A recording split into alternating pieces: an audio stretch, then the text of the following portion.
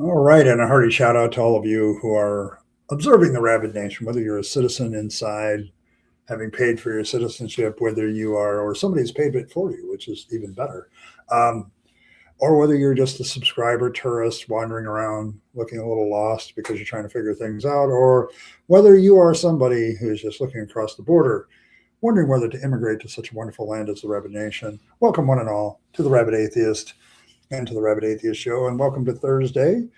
Deconversion Hangout. We'll get to that in a little bit of a moment. I am your host, Ed Rabyd, former pastor turned atheist, now a compassionate anti-theist. Welcome, one and all, to my channel. And welcome to the Deconversion Hangout live stream where we talk deconversion. And if you need help with your deconversion, I'm always available to stop the silliness and get serious to help anybody who's on this journey. Not a psychologist or any of that stuff. I've just been doing this for a long time, walking away from my faith for quite a while. I look over my shoulder and it's barely visible at this point, but yes. Welcome one and all. Appreciate everybody being here. As such, of course, the Deconversion Hangout has a little bit more stricter rules. We're trying to create a space where people feel free to talk about their deconversion and various aspects of deconversion without being bothered and spammed and all that other stuff. So there's that. A couple other announcements before we begin. There's a goal in chat. If I reach that goal, I, of course, will wear the hat chosen by the poll for the rest of the stream. There's a couple of normal options in there right now. I've got a couple new hats that I'm looking at to decide whether I want to buy them for this purpose. So we'll see with that. So,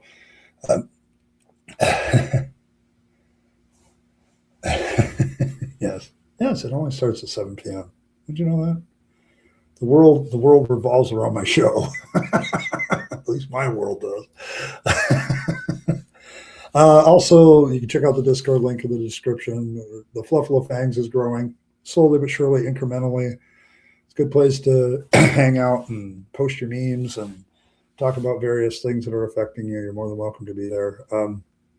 So we'll see there. So yeah, Paul's on the 2 a.m. squad. Like, you all people think you're dedicated to my show, but no.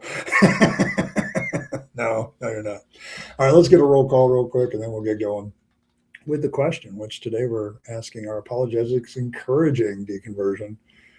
And let's see, Cranky, the elder gods have graced us with their emissary, so thank you. Although I wonder if the other elder gods even care that you're the emissary. Do they? See, Fred was here, but he's not here. John is here from Holland. Dragon Rider is here. Let's see, moving on down. Paul, of course, is here. Wolf is here. Both Wolves are here, I think. Yes. Is here. Or a time traveler. There you go. Evan is here. Yes, the other Wolf is here. Michael Wolf is here too. Yeah, you're the Midnight Squad. There you go. There we go. All right. Okay, there's a lot of squads for my show. All right. So the question today is: are apologetics encouraging deconversion? I couldn't help but think this last night when I was at work, because I came off the stream for the last 2 days, and there was an individual that we dealt with both of those streams, talking, like, trying to engage in apologetics, I guess, with us, and trying to convince us to leave the atheist camp and return back home to whatever faith we had. And it wasn't working. In fact, I had Earl, I challenged Earl to give me an image of that conversation over the last 2 days. And Earl in her greatness, gave me this. And is like, the apologetic of, is atheism true? And Earl did a fantastic job of connecting all the red strings for me. And I want to thank Earl for having this make sense. So, in a certain way. So I don't know what to say other than thanks, Earl. I don't know if she's here yet, but I will make sure that I put this back up when she gets here. Blossom's here too. Good to see you. Katie is here. Good to see Katie again. You're kind of here. Yeah, it's a menagerie. Jackie's here too. Jackie's lurking. So there we go. But yeah, like I was yes, for Fang's sake. Yes. But yes. I suppose it encourages deconversion if you're curious and interested in finding out truth, because then most apologists will push you away, I guess. My point is this, and we were having this conversation earlier, Cranky and Fred and John and Dragon Rider were all like, it. There's a common consensus among people that don't believe, like, apologetics doesn't have this, like, only people who are interested in apologetics are interested in this stuff. What I think most people miss, okay, and this is me getting the discussion rolling, is all ministers that I knew of, that I was working with, either in the Assemblies of God or when I was independent, and I would go to like minister association meetings in the area, things like that. I didn't know too many ministers who didn't use various forms of apologetics as ways of talking to their congregants, because I do not know if I ever had too many congregants that didn't have some questions about their faith that I felt apologetics answered at the time. So I think what's missed is this much larger meta effect of apologists, where the church leaders are the ones turning to the apologists. They're the ones going to the apologists. Like, it's like, I said it, I think earlier, you may not know who William Lane Craig is. Okay. You may not know who Greg Koukl is as a person sitting in the pew, but you probably heard their words. You've probably heard your pastor or your minister or your priest say something that reflected them. And the question I have is this effect having the opposite effect of what is intended? Because I look at apologetics arguments like the one we had for the last 2 days. I'm like, how in the hell do you think that this is going to win anybody to Jesus or going to change anybody's mind? Like, I think Earl did a very good job of illustrating, like, if you know, I can make this larger and some of you can kind of read some of it, but she did a very good job of like putting all the little things that the person said and tying them together with red string somehow. Like, it's, how does this kind of wackadoodle way of thinking not push people out the door? Like, at some point, if you have any kind of like questioning of your faith and you're trying to get real with it and you're turning to these guys and you're going, I know for me, it didn't keep me in the faith, but there were parts of apologetics that were a little repugnant to me too. Like, even as a Christian, I hated presuppositional apologetics because I recognized it for what it was. It was a horrible tactic. It's not really apologetics. It's just an awful tactic. So there's, your ears were burning. Okay. Yes, I was talking about you. I gotta get caught up here. But yes, your ears are. So there you go. I think you did a great job on this one, by the way. I think the little details. If you go to the Discord, you can actually see this probably a lot better than on your screen, unless you get your screen really big. But yeah. But yeah, like Greg Koukl, okay, like, I want to talk about him because he wrote a book called Tactics. And I know for a fact there's a lot of churches that use that as their evangelistic strategy. It's part of their evangelistic strategy to use Greg Koukl's principles. So there you go. Yeah, take your bow, honey. Yeah, absolutely. But and so is this, like, a lot of what happens in apologetics is what I call reversing the burden of proof. And Greg Koukl is big for that. Like, his book Tactics literally teaches Christians how to reverse the burden of proof on anything else. Not how to answer questions about Christianity, not how to deal with the objections to Christianity, but how to reverse the burden of proof is literally part of his tactics. When somebody reverses the burden of proof on you, how do you feel about that? Like, it pisses me off. Like, it makes me mad. Now I keep it down. I realize it's something they've been taught to do. So what is it? There's something about that that seems to me to be repellent. Like if I'm an honest Christian that wants answers to my honest questions, which I was for a long time, and I get the apologetic acts of don't worry about the answers to your questions, just understand that they don't have any good answers to theirs either. It's like that's the message. And I don't know. I'm beginning to think, and this is just a theory of mine, it's my political science, social science brain going, is there kind of an underlying effect of all this apologetics being used by Christian leaders that's pushing people away?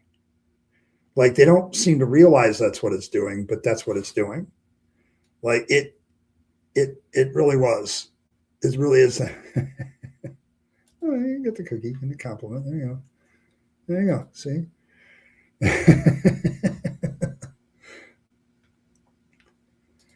Yeah, like that's another one. Like you sure know how to whip out that Pascal's wager. Like you may not have heard of Pascal's wager, but you know the argument. Like that's the thing. Like there's a lot of apologetic arguments that don't have names attached to them. Okay, like it's not they're not saying, okay, according to to Pascal, this is the wager you're making. They're like saying, well, it's better to believe and be wrong rather than not believe and be wrong. Like let's play that. So, well, this is Jackie. This is what we did the last 2 days. Like the end of the argument was is atheism true? And Earl did a great job of correcting all the ideas. Like I was accused of being a Southern California Christian. Like I'm like, did you were you a Christian in Southern California? Like I'm like, what the hell does this have to do with anything? And I think is the underlying effect of not actually answering the questions effectively pushing people out. It's not just it's not keeping people in. It's like you get that answer from your pastor, for instance, of, don't worry about what we believe. Everybody else is worse, is basically what the message is sometimes. Like they don't have proof of what they believe either. And that's the tactic, reverse the burden of proof. And it's like, is that pushing people away? And it's just my theory. I think it is. I do think a little bit that's pushing people out. It's not just a question. It's not keeping them in. The fence is broken at several points and people are walking out. But it's also like your apologetics sucks so much that I don't even want to be near it. Okay. Is that what's happening? Lying about the quiet revival figures claiming resurgence, but YouGov discovered fraudulent responses in the polling, which drew the survey. Okay. Yep. Find the ones that want to ask you and help them find the answers. The word gods is corrupted. I call them teachers. Okay, yes. It makes me feel they're wanting to be unprepared, show that they'll not take our ideas seriously, only theirs. Yes. And I think that's the problem. I think that whole attitude is pushing people out the door. It's not just a question of, like, if I use my fence analogy, apologetics has several gaps in the fence that people are falling through. But I also think there's an element to apologetics that's pushing people through the gaps. Like because they're not addressing the questions, because they're not actually doing it, it's leading to a lot of people walking away. And I don't I don't know how best how to express that other than to say, I think it's the attitude. I think it's like we saw this, with the whole William Lane Craig lower the bar, low bar bill moment. Remember, like he's one guy's legitimately asking a question, like, how do we raise the epistemological bar to get better answers to the questions that people ask? Is basically what he asked. And what is William Lane Craig's response? You don't need to raise the bar; you need to lower it. Do you think that comment kind of not only just wasn't satisfying, but wouldn't that also be like, you didn't answer my question and your answer is repugnant? Okay, like, so yeah, what are you doing? I mean, it's great work, but what are you doing? Another fun fact: Pascal was an idiot. Okay.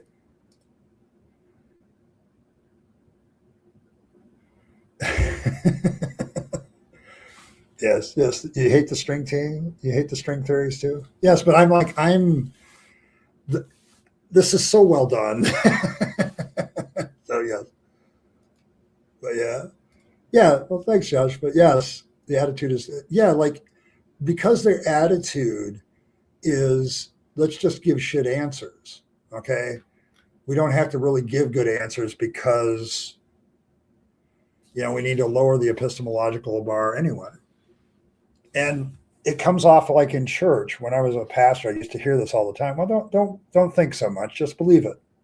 Fake it till you make it was a big expression. I saw that. So Ken Ham is not allowed here. No, he's not.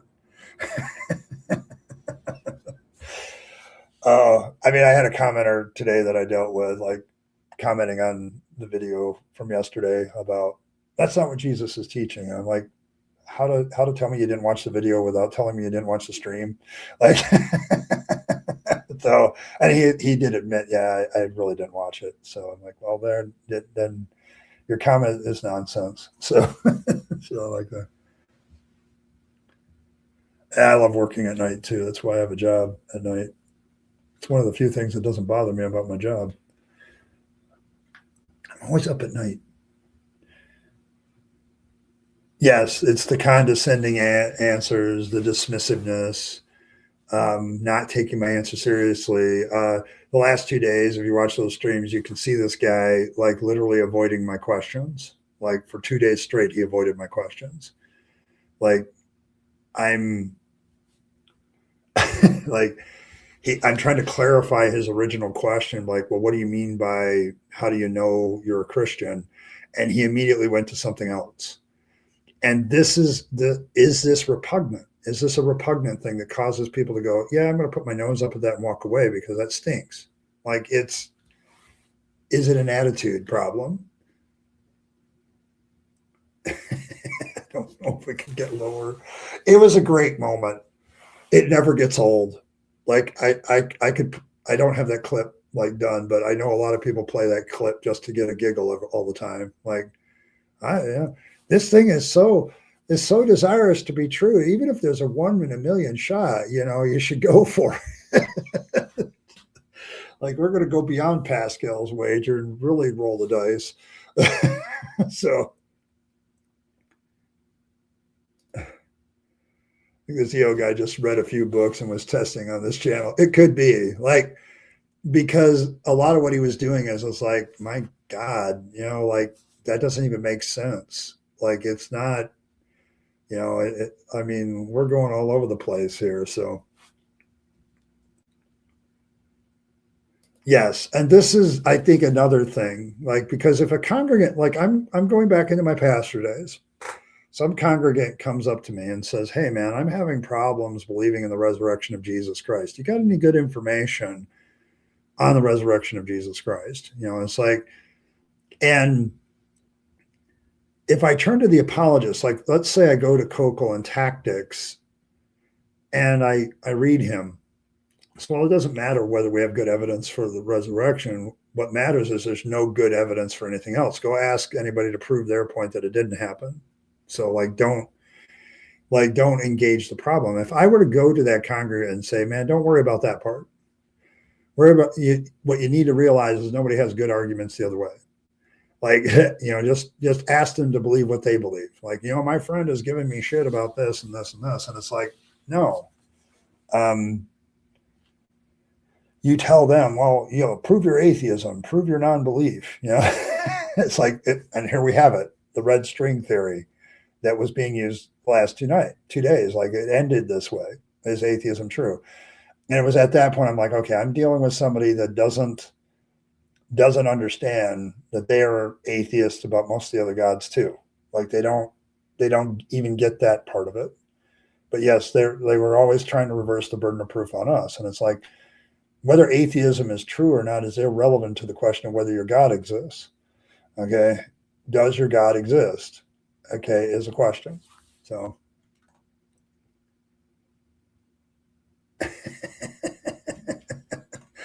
Yeah, I never really got good at the day jobs either. It's not until I turned to night jobs that I actually started. It's just I'm not sure, Earl, that there's a lot of dental hygienists an occupation in the middle of the night.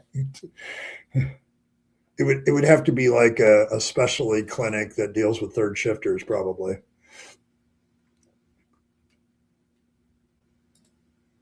Given that their epistemology is based on authority and the Bible tells me so, continue to are consistent with their theology. Yeah, it is. I mean, but I'm really thinking, like I did a couple of videos a year or two ago about how presuppositional apologetics was a victory for atheists because the fact that they were heading to that form of apologetics, they're kind of admitting they don't have proof of what they're saying. And so they try to reverse the burden of proof and then they try to avoid the question or deal with silly philosophical questions like what is the grounding if we don't have a God and all that crap. So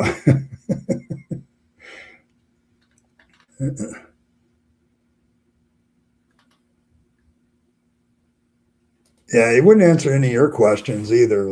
It was like we're all asking questions like, what are you talking about? And but this is the thing. This isn't a bug. Mr. RO for the last 2 days isn't a bug. He's a feature of apologetics. Like this is what they do now. And even mainstream apologists have this presuppositional flavor to them now, like all of them. Like we prove, like I am fairly certain that anybody who follows like Habermas and thinks that his magnum opus proves the resurrection, they're thinking, hey, we've already proven the resurrection is true. You need to get with the program. Like so that's a presupposition that the resurrection is true that they're not going to get rid of because they think Habermas has proven it. Okay, and so that's a presuppositional point. Like they're presupposing the resurrection is true, then that they don't have to prove it because they've already done so. So yes. Oh yeah, we're all neurospicy around here. There's a lot of us that are neurospicy.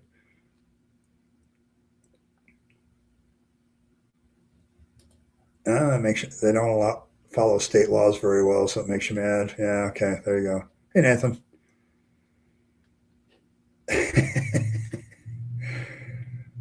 To be honest, I don't like their questions are bad ones if they weren't deflections. If they asked the questions first, the burden would be on us and I'd have to answer not hard, but still. Yeah, I just don't know that that's always the case. Like some of their questions, like, is atheism true? Like, I wasn't aware that atheism was a proposition so much as if you don't believe in gods at all, you're kind of an atheist. Like, I don't consider that a proposition.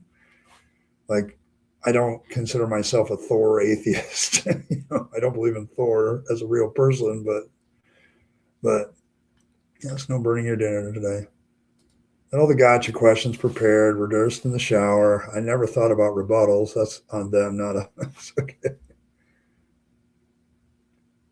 Yeah, they're doing it to burden shift, and I think that's the problem. And I think, like, I wonder if apologists realize the damage they're causing to their own cause. Like I don't think they realize it. I think that they've got good answers and they think that they can reverse the burden of proof and not be a problem. Like I think that's what they think they can do. They think they can get away with it because they in their minds have all the evidence they need, which is kind of sad. That's why I engage them. Like I try to engage theists, but it's hard to have a conversation with somebody who isn't interested in the conversation. They're more interested in making their point and dropping their bombs and leaving. Okay, like I think that's a. I do think that like there are some stupid arguments that I think like that's just dumb, and anybody with any kind of two brain cells to rub together can kind of see that's dumb. But like this one, the one on the screen, like it was all over the place yesterday. The 2 days, it was just weird. Carrying the burden. Hail non-existent sake. Okay. I was supposed to find out what was behind it, then what was behind that. It makes a huge difference. It's like follow the money, but in the case it's follow the spiritual. Yes, yes, exactly what I'm talking about.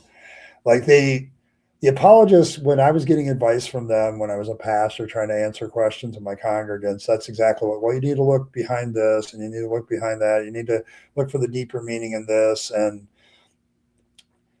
in a sense, it was evading the question. Like there were certain things I knew we couldn't answer. Like if somebody came up to me and said, "Is it true that Jesus rose from the dead?" I'd be like, "Well, I believe that." Can I definitively define that as true? Like I know for absolute sure, like we have great evidence for it? No. Like that's but the deeper meaning, like I strongly suspect, and this is my prediction, because Habermas's fourth book is coming out in June, I believe, and he's writing about his personal reflections. I think that's exactly what it's going to be. It's going to be like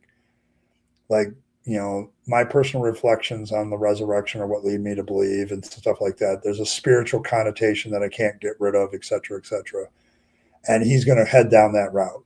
And he's keeping it very quiet now. So yeah, it's still no preaching zone. I don't want to be preached at. I want to have a conversation. I realized last night in Joel's World Bible, he says that he's not an atheist, but an ex-Christian. I mean, that's fair, but to be like, what kind of atheist are you? Well, um, here's the thing, and part of my normalizing of atheism is like there is this tinge of like slime on the word atheism thanks to a lot of propaganda. Okay. So a lot of people avoid that title. Like I think a lot of agnostics avoid that title, but I'm kind of old school on this. And I'm like, do you have an active belief in God? Any God? Well, no. Well, then you're an atheist. It atheism. This is why it makes this question really weird to me. Okay, it doesn't fit because atheism is just what you are. You're an atheist if you just don't believe in gods. Like if you don't have an active belief in any God, you're an atheist. And then there's a lot more atheists by that definition than you think. Now, can I know for sure that there's a God? I'm leaning more and more that way. Like I'm just not sure I could prove it, so I'll stay in the agnostic atheist camp. But but I'm so close to saying, you know what, there's some good evidence against the existence of a God. So, but yeah, I get you. But yeah, there's a lot of people that say I'm not a believer anymore. Well, what do you believe in? Well, I don't really believe in anything right now. Well, that would qualify as being an atheist. So there you go.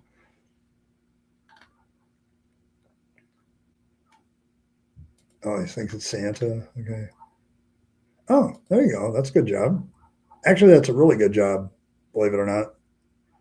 I mean, just driving people's RVs from place to place. So clear that they're offended when an atheist as well. Yeah, but that's just it. Like I don't get that. Like my mission to normalize this word, this simple idea of atheism is just simply to say it's a normal thing to not believe in any gods. Like there are a lot of people that just don't believe in any God. They don't follow a God. What, by technical definition that makes you an atheist? It's the propaganda. Like it's the propaganda that's put a taint on the word. Like you can't. It's a, I'm going to go over here and be more intellectual about it and call myself an agnostic. Now I know some people have called themselves agnostics, and I try not to jump down people's throat. But to all you agnostics out in the crowd that listen to this later, do you have an active belief in any God? And if the answer is no, then you're an atheist. Okay, that's just the way it is. So, yeah, and I'm kind of trying to be precise here. Like, do you have an active belief in a God? No. Okay, well, you're an atheist. That to me, that's a very precise definition of what atheism is. Now, why you believe and whether you can know or all that stuff, that's all separate questions to me. Don't believe in yourself, and yet you're giving me a donation. I applaud that courage. I mean, I mean, Fangs is out there too. Like, he's always doing his thing. I don't know, Cranky. Has he stole any of your stashes lately?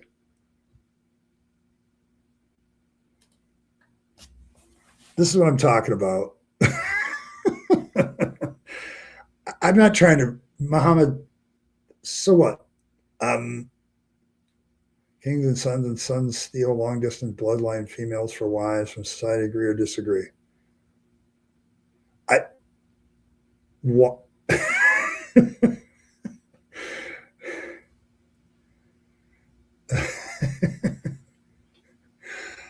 uh, God, yeah, I kind of laughed at that too, Earl. I'm trying to make sense of this. Anybody can make sense of this? Let me know. Regardless. Oh yes, yes, yeah. I'm sick of the same thing, Earl. I'm thinking the same. Like, what the literal hell is that? Okay, that doesn't even make sense. It does. How is it even applicable to what we're talking about? I have no idea. Speaking of godlets, here we go. You've given my excuse to put up the obligatory baby fangs. I got to put baby fangs up when he was a godlet. Godlet. Oh my God. I don't know. Yeah, see, baby fangs. When Fangs was a godlet, we all thought he was cute and harmless, and then we found out different. He's still cute.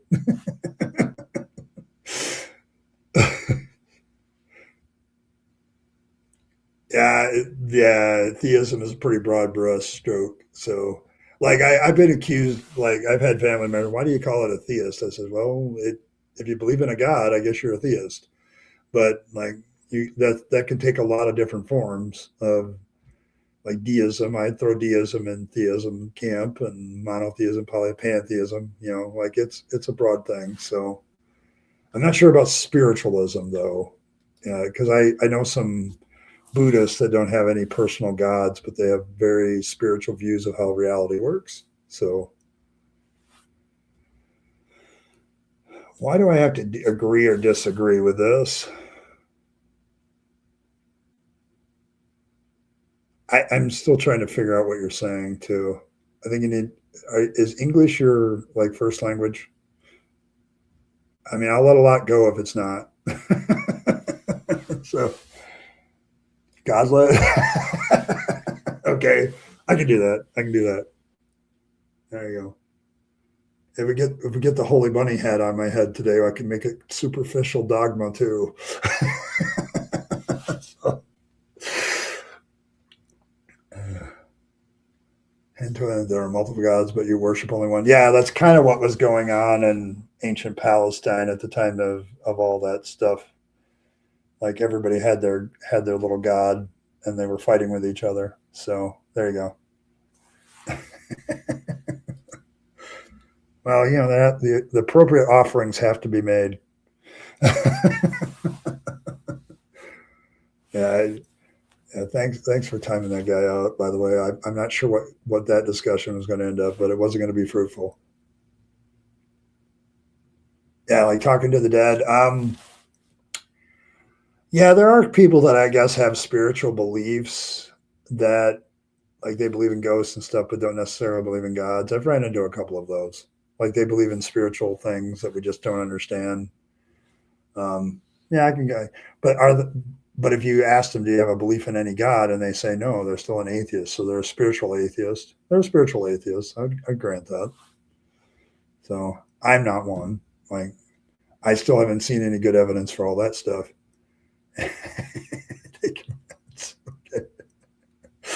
Yeah, I mean, I'm trying to have I'm trying to have a conversation with somebody. I'm like, I've never seen this person before.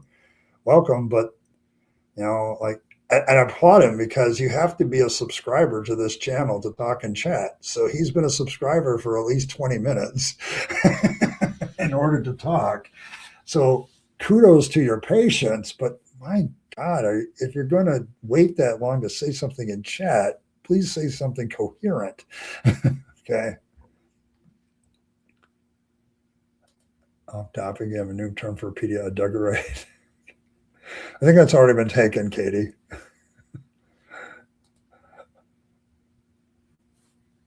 That's possible. Yeah, like Elohim used for God. That's been an argument that's been proposed by some biblical scholars as well. The ones that aren't citing statements of faith, anyway. Godlet. Yeah, Godlet's definitely an official terminology. That's hilarious.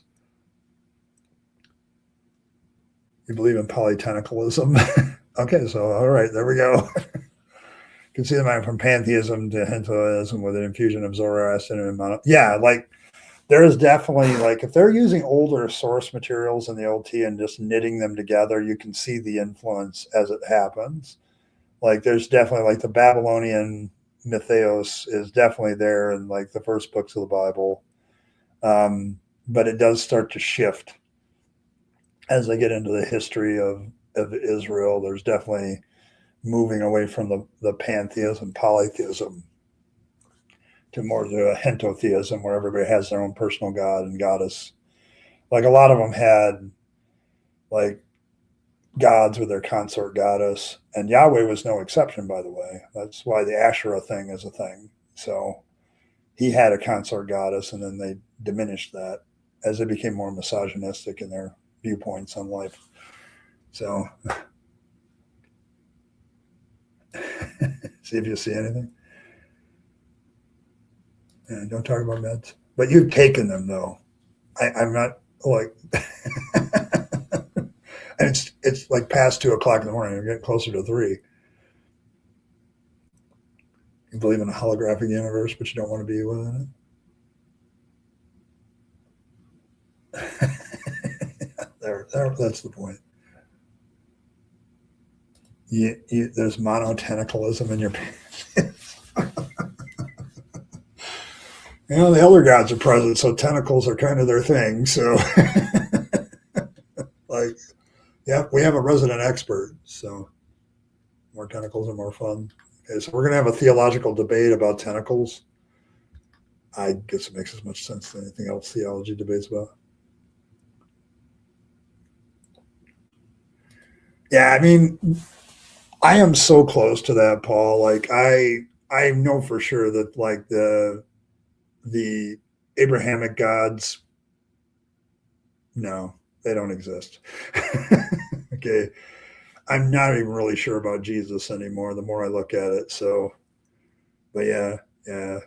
So there's that. I mean, it's it's becoming a trend, but I know that the atheism has a lot of forms, and it all comes down to do you believe in a God or not? Do you have an active belief in any God? And the answer, if the answer is no, you're an atheist.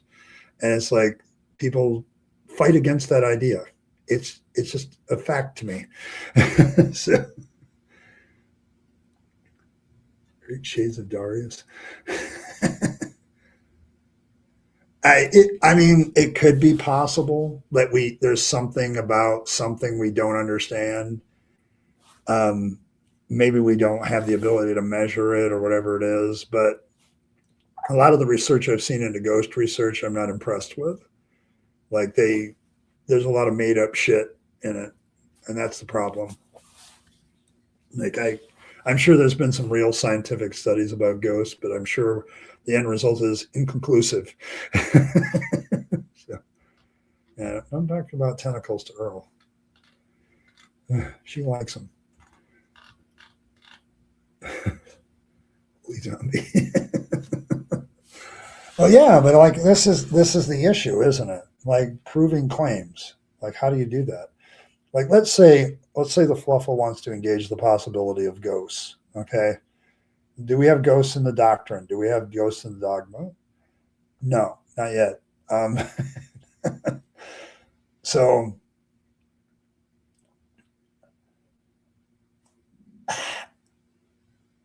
how would we do that? If you wanted to scientifically prove the existence of ghosts, first of all, you have to create a hypothesis that's falsifiable. What would falsify the existence of ghosts? I'm not. It might be actually been in the of an unfalsifiable claim. Like, could we do that? I need my fluffle help here on that one because I'm trying to think it through and it's not. I'm not helping. Yeah, shades. You could do that. I mean, there's so many different views on ghosts too. So how would we do that?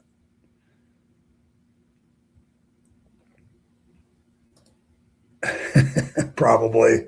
It's already actually happening. Uh, I, as a poli sci guy with a degree in it, every once in a while I peruse the polls just for shits and giggles. The independents that voted for Trump, that's been the most interesting poll to me because it's such a dynamic shift. Because a lot of them voted for no wars, Epstein file release, and the economy getting better. Those were the three main things a lot of independents voted for Trump for. They got none of it. So it's like one of the most dramatic, would you vote for him again kind of polls. It's the shift from yes to no is very, very dramatic. I was very astounded by that. So, yeah, probably.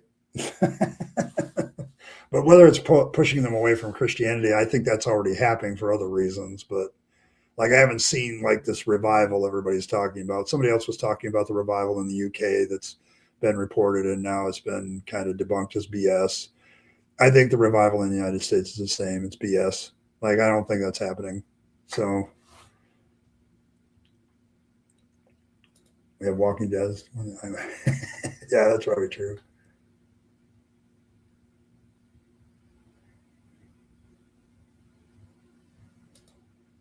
You can't say they're real, and I can't dismiss them because I'm not sure it's a falsifiable claim.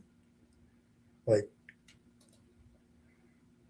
when it goes and check and mate atheists. Okay, there you go.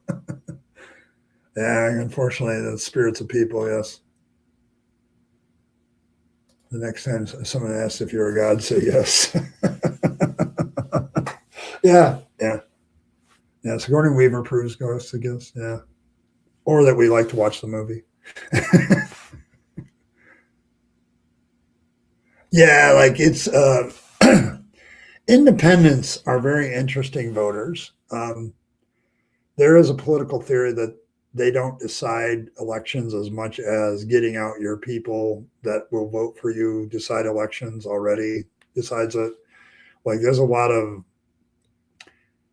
like the one theory is that independents are the ones that decide the election, deciding which way they go and what they follow. But there's another political theory that says you're actually dealing with apathy about your own team.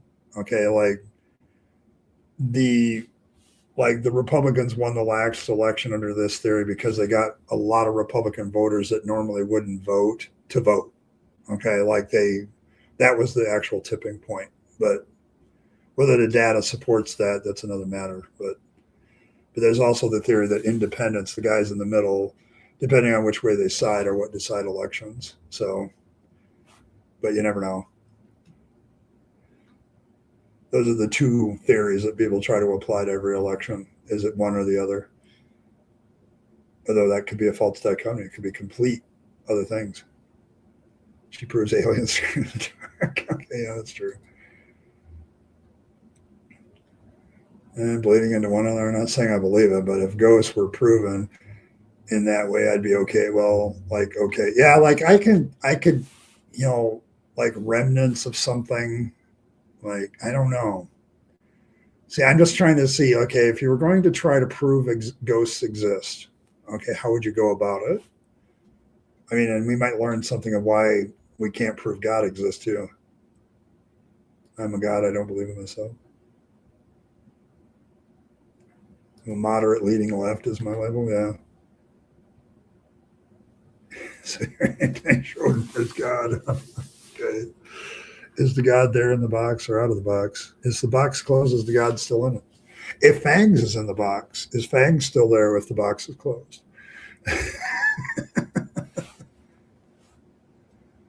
I don't know. Like that's one of the multiverse universe theory kind of lends itself that way. But I'm one of those guys that understands the probabilistic nature of knowledge. Like, is there enough there to go, yeah, I absolutely believe in that. I'll concede the possibility of a multiverse because, there's some good thinkers that have kind of laid that out, but it's one of many theories of how this universe is set up. So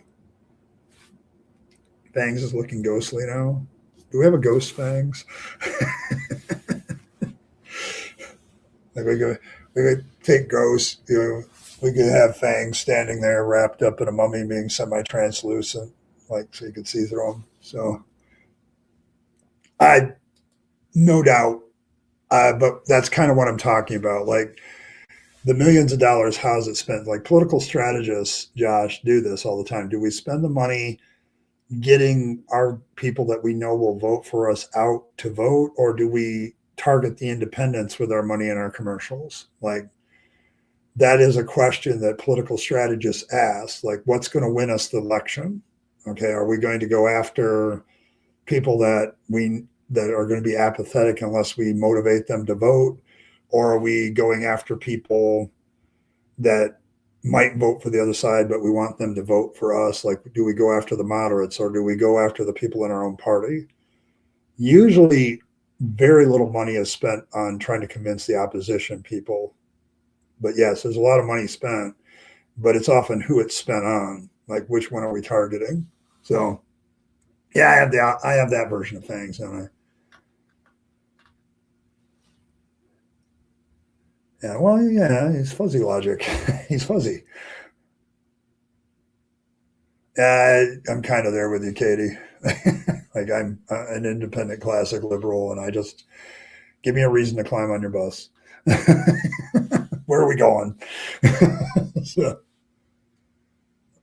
it could be. I don't know, or it could be all in my head.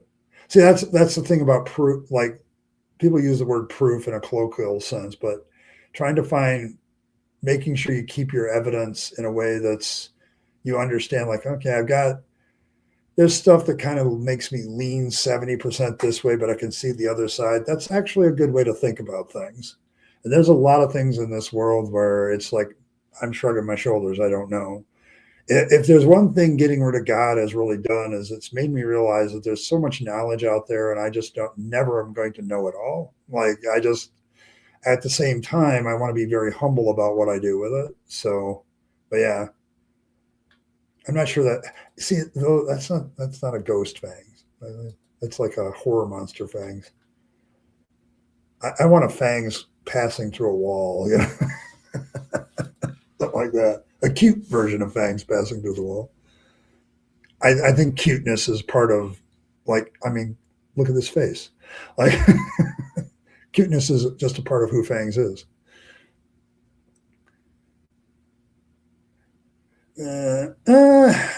That's part of independence. There's also people that vote on their principles, and when they see neither party is really lining up with their principles, they just kind of like, I don't really fit anywhere. That's the problem with the two party system is you're not going to have everybody that fits with their ideology.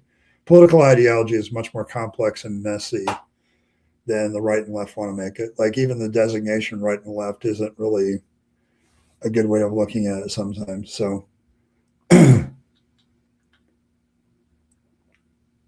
looking to support whoever you do to fund investigations. Yeah, like you're looking to like, I don't want to be investigated. Who do I support to get that stopped? So it is a game, and it's rigged. Like in order to win, you have to beat the. You don't have to just beat the game. You have to beat the rigging. So it's a rigged game. Like there's always somebody rigging the game in some way or another. Like in the United States, the game is rigged in favor of Democrats and Republicans. It's one thing that they will agree on every time is how to keep independent candidates out, how to keep other parties out. They do that with the laws. There's a lot of laws that just they rig the game in favor of themselves. So I don't know anything anymore. Cute red egg, short already. Okay. A Casper Fangs. That's what I'm saying. Fangs is Casper. Can we merge those two concepts? Like that would be so cute. Math does that.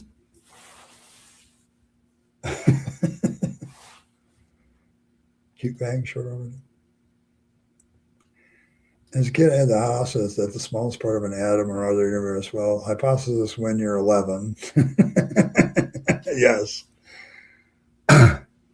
Yeah, I mean, like, that's a theory that some people have proposed that there's smaller universes. That's possible. I don't want to do that actually, but it's a cute concept. Casper mixed with Fangs. That would give Fangs some additional powers. Is all I'm thinking. Like I'm thinking, how do I get like if Fangs runs into a truly impenetrable garden, like those of you who have gardened before know what I'm talking about with rabbits. How do the bunnies get in? Like like there's no way a bunny can get into this, and yet they get in. How did they get in? Well, he just phased through the wall. Like yeah, the problem is I said it and she's already working on it. I just need to shut up. I get these ideas in my head about images of fangs, and I like, like I'm trying to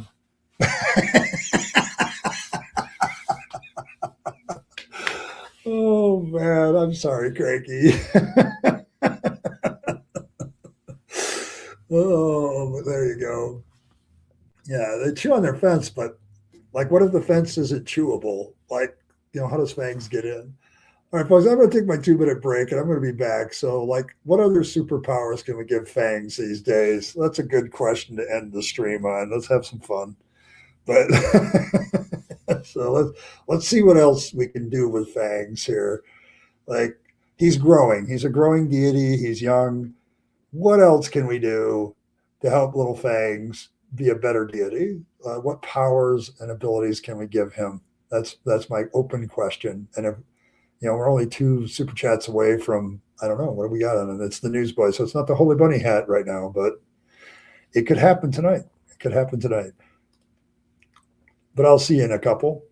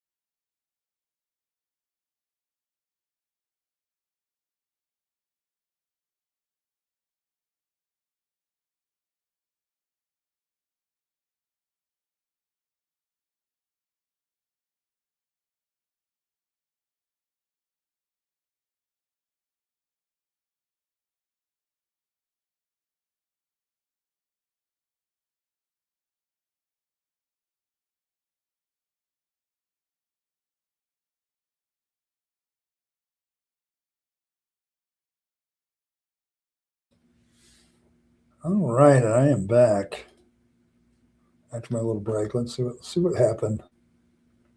He's invisible only when nobody's looking. Okay. Fair enough, Evan. Like I've already given Fangs the power of invisibility in a certain sense because, like all gods, he has no traces of his existence. When you really look for evidence for it, there's no traces of his existence. So, so there you go. Um,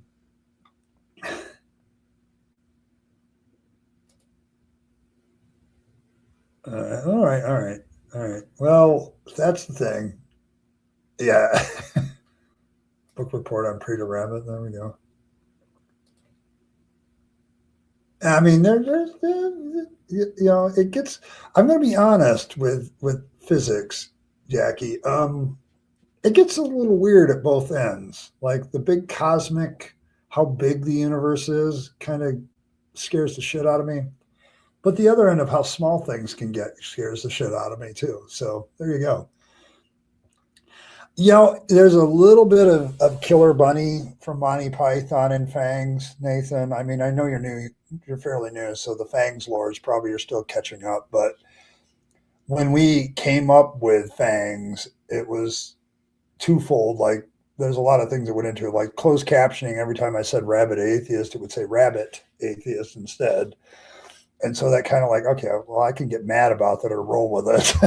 And so I decided to roll with it. But yeah, like we had the Killer Bunny from Monty Python in mind, and Bunny Kula and a few others, and but Fangs doesn't really he's not really a blood vampire. Like he's more a vegetable juice vampire, and he just kind of he doesn't eat the vegetables. He just sucks the life out of them. So, and the idea of removing religious corruption and all that says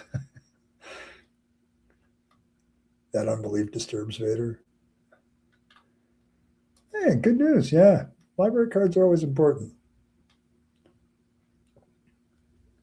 There you go. There you go. I've heard of that game. That was on Walmart shelves for a while. I looked at it and I'm like, man, this sounds really interesting. If only I was social.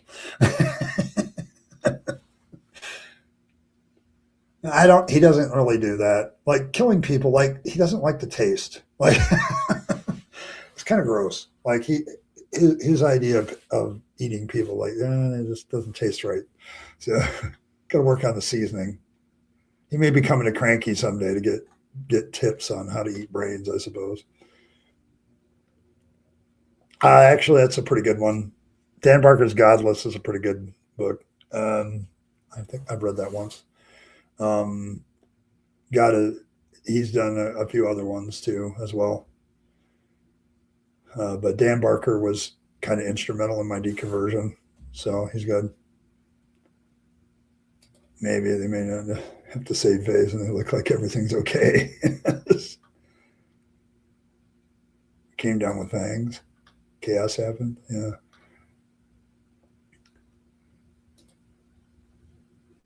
Yeah, like the thing is, John, like I have more wonder and awe about the fact that I'm here at all since becoming looking at this in a more naturalistic way. It's like, yeah, we are kind of, you can look at it as a roll of the dice, but it really isn't. Like it's just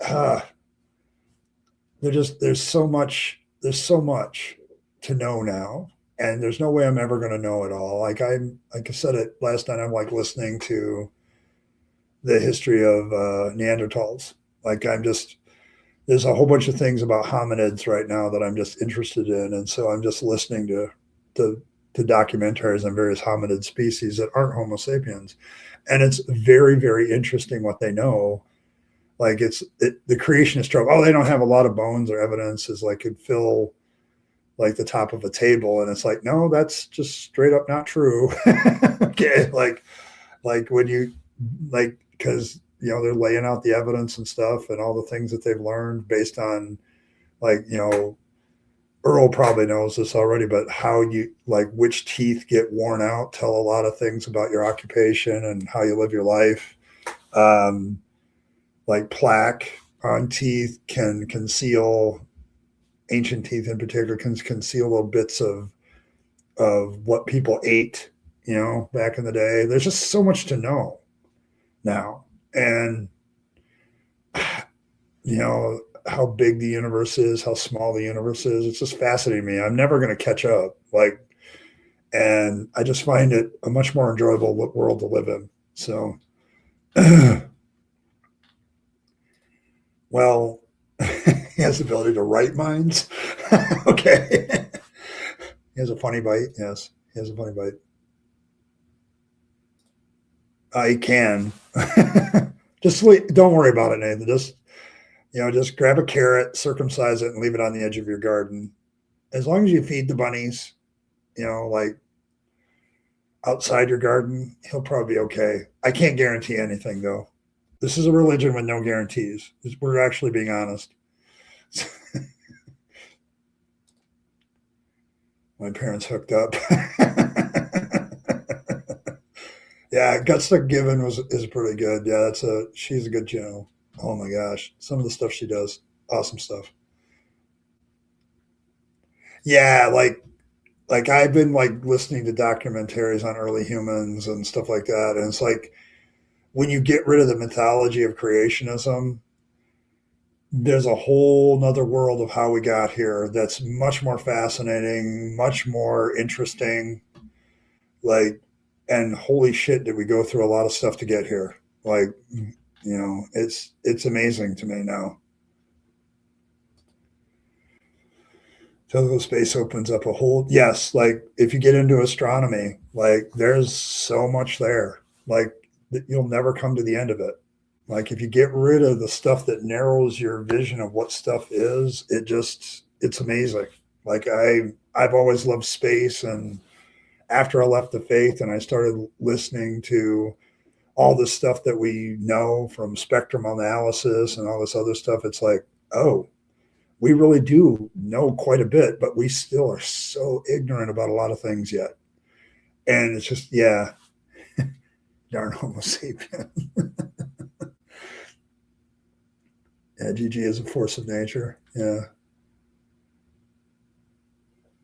Yeah, like radioactive isotopes, heavy metals, all that stuff. Like I, one of the great parts of deconverting, to be honest, is how much where I can search for knowledge is just opened up. What I allow to accept in certain ways is opened up. Like I'm still skeptical as shit. Okay, don't get me wrong. But once somebody gets past my skepticism and shows me the wonders of what we're learning, it's fascinating to me. Like it's so much better. Like it's science has just opened up so many windows of possibilities and understanding. And I'm like, as a writer, as somebody who likes to write fiction, even there's a whole bunch of inspiration that I never got in mythology. Like there's a whole bunch of stuff. So, oh, yeah. See you later, Martin. You have a good one. Yeah, I got about a half hour yet, a little less. The universe feels so much more wonderful when you're not assuming some magical who's it, what's it, just biddy bob boot, everything. I love the way you put things, Evan. That's poetry there. It really is. But yeah, it's the same. Like when I like, going back to our original topic, what apologetics does is it tries to keep you into this very narrow focused of where you can look for knowledge. Like you can't look outside somewhere that your religion says you can't look. Like you can't, oh, you're not going to find the truth there. I find evolution, for instance, very fascinating now. Like like before, the whole mystery of life and how we got here was just buried under, well, it's Adam and Eve and they had kids, like when I got out of that, okay, it's like, oh, let's look at this realistically. And like, oh, there's a deep, like, you want to talk about the universe in deep time, holy shit. But even with hominid existence, like how long human like, Homo type sapiens, Homo erectus, all that stuff have been around, how long they lasted and how they disappeared. Um, that's pretty deep. Okay, that's a lot of time. Yeah. And it's just fascinating to me. So yeah, history of the earth, that's another great topic. Like I delved into that when I was probably 5, 6 years ago, like right before I started this channel. That was one of my favorite topics to just learn about. So okay. You don't ignore ants anymore? No. Got Will Duffy did a move to I'm a young earth creation. You can see I don't know how old the earth is. Yeah, like, and that's the thing. Like the young earth creationist is making a claim that has absolutely no evidence, in my opinion. Like, I don't know how you can concede that this planet is that young. Like, no. You have to have a lot of supernatural bullshit to believe that. So, I mean, and I can see where you can get people to concede, like, maybe I don't really know how old the earth is. Like, I told people that when I was a Bible believer still. It's like, there's a few gaps here in the early part of the Bible that don't have a time. Like, it could be millions of years for all you know. Like, there's no saying that what this stuff is. There's gaps here. And so it's like, yeah. So young earth creationists, they have a really tall order.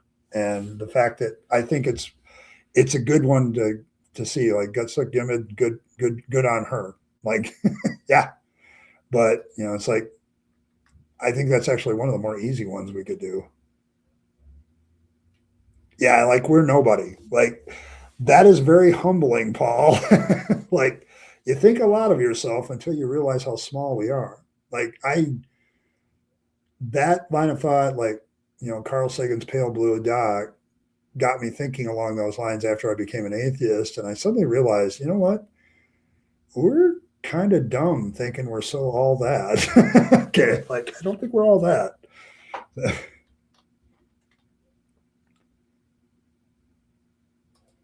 They tell you how they get the results. Yeah, it's not really like, it's not so much woohoo. It's just like, when you consider what we know and what we don't. Like, it's fun. It's a big, like Michael's here is pointing out, like, it's reality is a much more fun puzzle than the results of magic. Now, don't get me wrong, I like a good fantasy novel like anybody else. That's one of the things that made me realize that the Bible was probably a fantasy novel. Like, like I'm heading more that direction. That this is the mythology that this particular group of people did. It's unfortunate that it's become so successful and people believe it so much. But yes. It's a pun too. It's yes. It was a great pun too. You only use the closest of terms. Yeah, it's mostly black metal. Yeah. The fact that the Scandinavians like metal is not surprising to me. Yeah, you can't have Satan without the Bible. Yeah, and that's kind of one of the things. I am still an anti-theist and a very compassionate one. I try to get people to see, Brenda, that it hurts our ability to actually engage the reality around us. Um, because theists are always pushing that through that. And when I deconverted, it's like, I don't have to run it through that filter anymore of, got to line up with the Bible.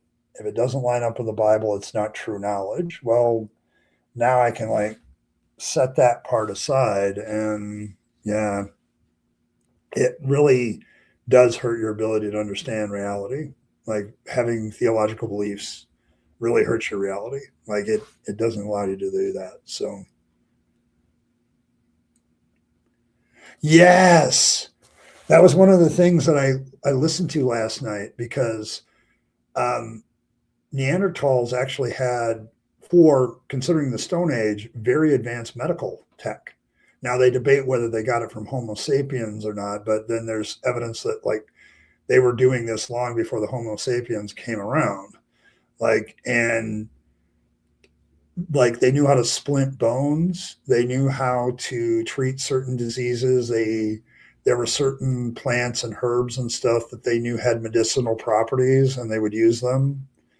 And, like, all of those plants, like, taste horrible, so you're not doing it for dietary reasons. Like, it was, and they did, like, if you got a head injury, they would screw with it and hope you came out okay. But yeah, they had that. I was like, oh my gosh, that's just amazing. A couple of people were annoyed he didn't flip him under me, but hey, you know what? It's a it. That's the thing, Blossom. Deconversion is a slow, steady process. You get to those points where, like, I used to know how old the earth was. It's 6,000 years. That's what the Bible says too. Yeah, maybe I don't know. The facts are kind of against that. And is he stopped being a young earth creationist? Probably not. Is he going to have to revise what he thinks about young earth? Yep. And in that revision, he's going to realize, well, maybe I'm wrong about this too, and this too. That's how it happened to me. It's a snowball effect. Like, I think too many people want like instantaneous results. That's the other reason I'm kind of patient with theists, is because sometimes it's the conversation that gets them going down that path. Like, and you can't always expect the 180. You can expect maybe a couple degrees, but it's the fact that they're willing to change on something, that maybe they're wrong about something. That little bit of injection can lead to something else. And that's the real thing. Like, a lot of us deconverted, we didn't deconvert instantaneously. It took a while. So medical science is one of those favorite subjects in deep dive. Evan, if you ever get the time, ancient medicine is a great topic. Like, I've delved into that one, but there's a lot of things that people did. Like, they were trying to figure it out. They didn't always have the technology to be successful, though. So they knew what they needed to know, but they didn't know what to do about it sometimes. So I don't know. I think there's no belief system that requires that, unless you're like following the deep old ones. Like, unless you're following the elder gods that have been around for millennia, there's no reason to believe in deep time for most mythological things. So, or time is irrelevant to the belief. So, to deny astronomy to believe in a young Earth, they have to deny. Well, actually, the first thing they really have to deny, and something that's been around for 300-400 years, is geology. Like, geologists have known for a long time, based on the formations of rock, there ain't no way that this thing is 6,000 years old. It's much older than that. So, we're inherently nothing, but still often the most precious thing to each other. Yeah, and that's what I'm talking about. Like, a lot of people say you don't have any meaning as an atheist, or we need to go down this path, but it's like, somehow I'm here and I'm with the people I care about. Why can't that give me enough meaning and make life precious in and of itself? Like, I think the real problem I have with religion is they want you to, unless you have a certain level of meaning into something supernatural, off the top bullshit, then you don't have any meaning in life. But I find the simple things give my life far more meaning than they ever did. Like holding my granddaughter who's a few months old. Like, she is amazing. Like, that gives me enough meaning. I don't need anything else sometimes. I just need those moments. So, actual and hell actually exists in the universe. We can get the ability to know what dark matter even really is. Yes. Like, yeah. There's a lot of things, like, if you get focused on, you can really actually look at it and look at it with like, okay, what do we really know about this?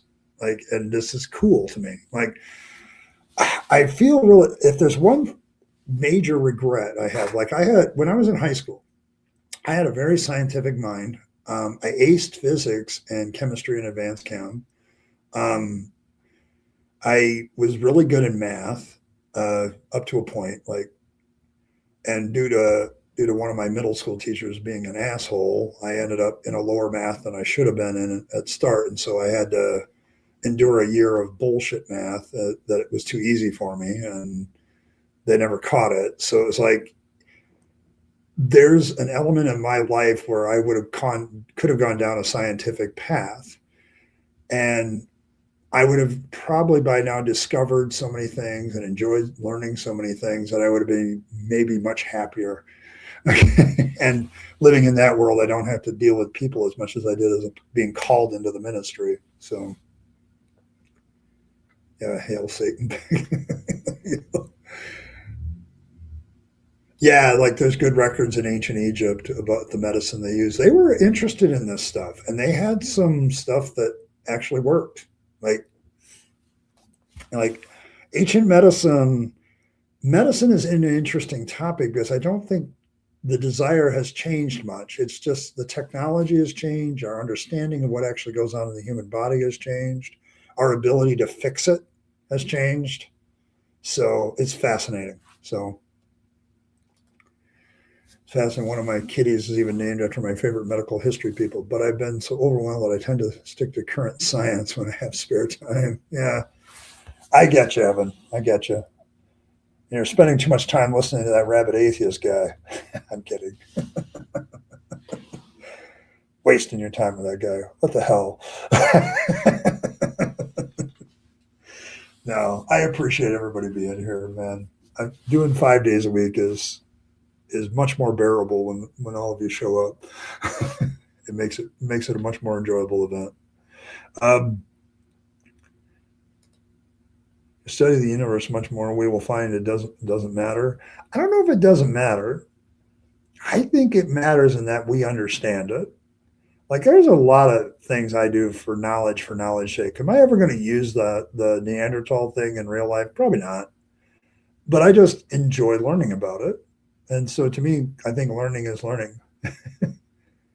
Oh, you need non-theistic rabbits to help you distress. Okay, there we go. That's fair. Very fair. So you're not wasting your time. All right. Yeah, I learned that too. Like there's animals that know certain things to eat when they're feeling sick. I did not know that. Like if you have this real theistic creationist thing in your head, well, only human beings do that. Like no. So there you go. Dark matter is the ghost we talked about earlier. Yeah, that might be it. Mass in certain galaxies, some guys suppose they have a lot of it, and almost none. I don't believe in it, at least in current definitions and concepts. Well, there you go. It's one of those things they're debating about. See, that's what I'm talking about probabilistic arguments and probabilistic knowledge. There's there's there's a lot of things in my life now, like I just don't have enough information to have an opinion one way or another. And I feel okay with that. Like since leaving the faith, the biggest thing I have more comfort in saying for myself is I don't know. There's nothing wrong with saying I don't know and being comfortable with it. Like there are certain things that I don't know I'm uncomfortable with, but there's a lot of things like I just don't know. And it's okay that I don't have an answer. So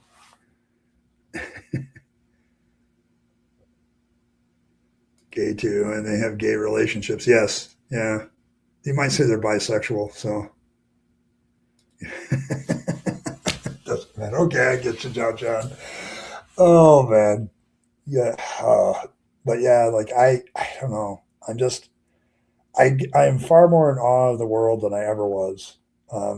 Like this is why at night, like I get asked, what music are you listening to? Like, I'm not listening to music. I'm listening to documentaries on whatever subject I'm listening to at that moment. And they look at me funny. It's like, no, I'm trying to learn stuff.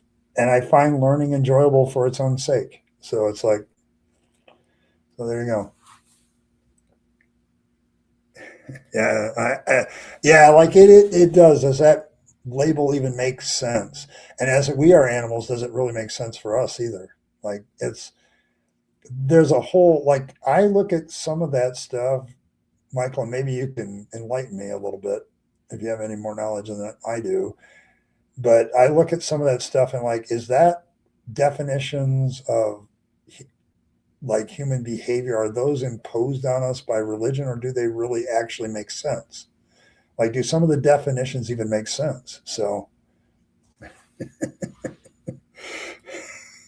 hey, Paul, how you doing, Apologia? But yeah, like I get what you're saying, but like what I was talking about earlier, Paul, maybe you can throw this around in your brain at some time and make it so. But like as a pastor, I used to use apologists a lot to help my congregants and stuff like that.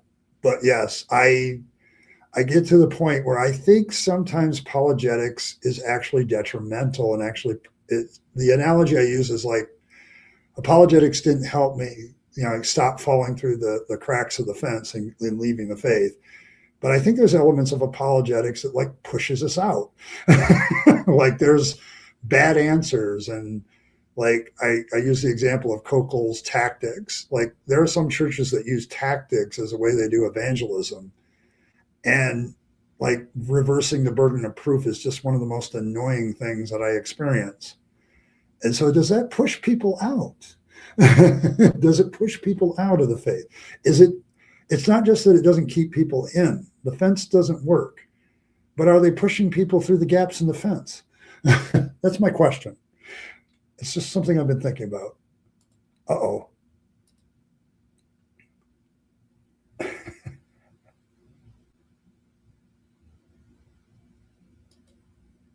Ooh, I like that one. I'm going to show that one tomorrow, though, Earl. I want to show that one. Yes, but yes, always prepared to give offense. Sure. If Ken Ham hadn't written shitty books about kangaroos floating to Australia on logs, I would have never investigated the resurrection. Excellent. See, I agree. See, that's my thing. Like, I am like, are the answers so bad that it offends some people right out of the faith? Like, it's something that. So there you go. Got phantom fangs and checked off other religious denomination. Okay, there you go. There you go. Oh my goodness. Yeah, I'm going to save that for tomorrow because I don't really have time today, and I want to do it justice. So, so, but yes, but yeah, like it's with you and me, Paul. I think we've gotten to the point where we're realizing that it's not just not effective keeping people in; it's kind of pushing people out, and so.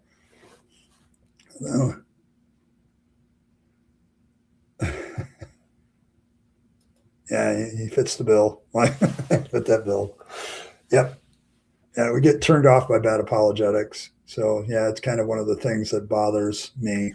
Like I was so frustrated when I was a theist because as a pastor, I'm looking for answers for my congregants' questions, and I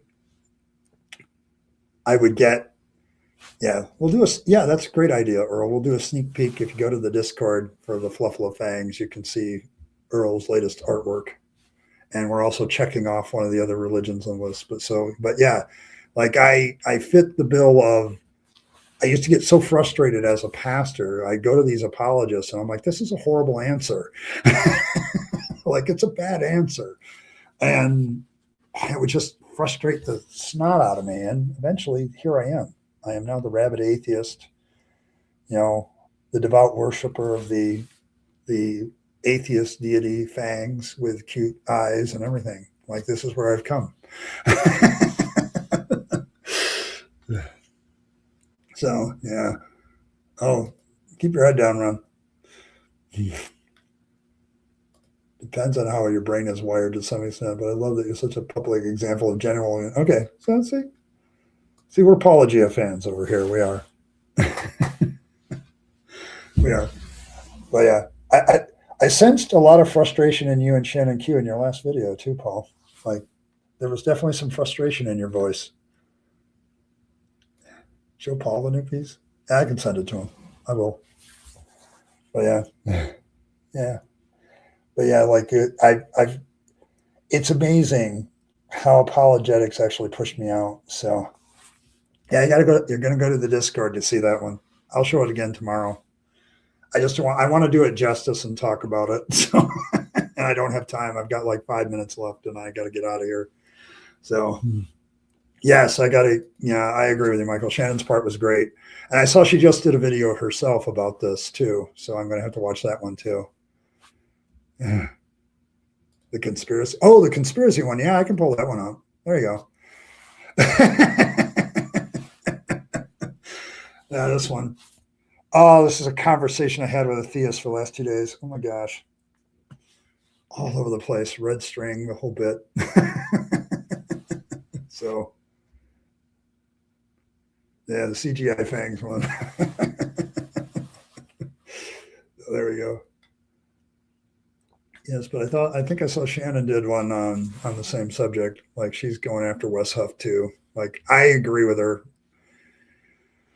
As a former Pentecostal, I have other very dark, like you guys were Paul and Shannon were way too nice to Wes Huff on that issue. I have darker thoughts about that. Like people have those miracle stories and they milk them, and it pisses me off.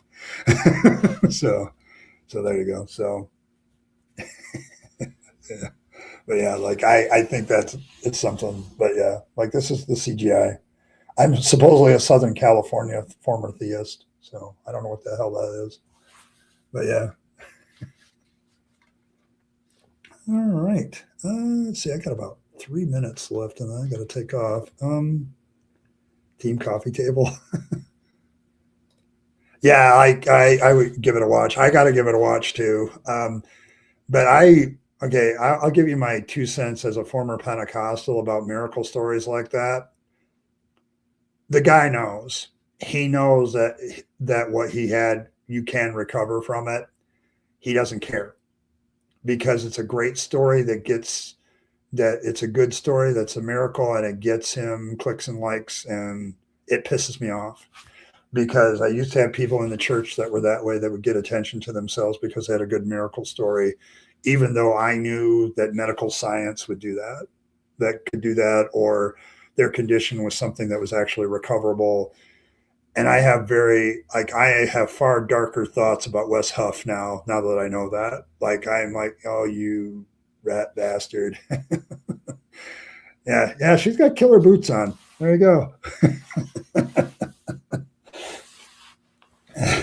So, but yeah, like I'm sorry. I after I saw that and Shannon's response and all that stuff, I'm like, oh man, I have very dark thoughts about Wes Huff now, as a former Pentecostal charismatic type. Like those kind of miracle stories you can milk forever, and if nobody ever sees the truth about it, he can play that game for a long time. And yeah, I trying to give him the benefit of the doubt. Yep, get it. I'm not. So you own a pair that look very similar to those boots? That's outstanding, Earl. He's a bad word in your house now? I understand why. I'm going to tell you straight up, Paul. I think he's a con now. Like I used to think every time a new apologist comes out, I'm like trying to give them the benefit of the doubt that maybe they're just a very sincere believer trying to figure it out. Sooner or later, they all do something like, you're flipping con artist. And that's it right there. Like passing that medical condition off as a miracle and his recovery as a miracle. Yeah, I'm kind of done with Wes. Okay, like he is a bad word in my brain too now. But yeah, like that's not cool. Okay, it's just not cool. Especially when you're telling other kids that and like, so. One of my cats like to sit on. Yeah, Bangs like sits on Earl's lap. You and Doc Martin go way back. All right, there you go. Yes, puffing off in the last way. But yeah, like it. Oh, after I heard that story, I'm going to be honest. I, I got mad. I am known for my stoicism and my calm demeanor, but if you had saw me at that moment when I was watching that video, you would not have thought so. I was upset because I hate that shit. Miracle claims that aren't miracles, and people use them to manipulate people. Oh, that pisses me off. Maybe it's because of my background, my Pentecostal background, but I just got mad. So I'm like, oh, sure, Michael gets attention when he does huff and puff punt, but who are you jealous? Are you jealous, Evan? There you go. There you go. I'm glad to know that you actually own a pair of boots that you're using in this picture. A 90s grunge baby, after all. Lots of people don't know their goth girlies come in hippie flavor. Okay, there you go. All right. Yeah, I got to go too. I want to thank Paul Apologia for stopping by. He stops by every once in a while, and I appreciate it when he does. But yes, if huff is a bad word in your house, I concur. He's a bad word in my brain too, and in my house as well. So, but thank you very much. I got to run. I do have to get ready for work. You know, the night shift at Walmart doesn't ever stop. So, Today's my Friday though, and then I get a couple days off. So thank you everybody for stopping by. Appreciate all the stuff. I want to give a shout out to Josh and Cranky for their generous donations tonight. Appreciate it all very, very much. Um, Thank you, Paul. Yeah, we're trying to keep a good community a get together. I think that's what we're aiming for, and it's working. And I appreciate the support. I really do. As always, folks, may fangs nibble on all of your hearts. May he purify your religiously corrupted vegetables. Because there's a lot of religiously corrupted vegetables out there. May he purify them all with his pointy teeth. May you look into his big eyes and receive all the warm fuzzies you need from any religion, because that's kind of what most religions are about, is warm fuzzies. Make sure you leave a circumcised carrot on top of your stash, because then maybe Bangs will take the carrot instead of your stash. There are no guarantees, just like with all religious rituals. There don't seem to be very many guarantees. So there you go. Nom nom and all of that. And I appreciate it all. And as always, folks, live your best life. You only get one go around and then it's over. So you want to take all your time, your money, your opportunities, and all the things that you get in life and give them to yourself, the people you love and care for, and to make this a better world. You'll be happier if you do. And don't waste them on the trappings of religion and faith. That's a dead end. I speak from experience. And as always, folks, thanks for stopping by. And I will catch you all next time tomorrow, where we will be reacting to something. I've got 3 options and I haven't picked yet. So you'll get that probably sometime tomorrow. You'll see the thumbnail for the stream. So I'll see you then.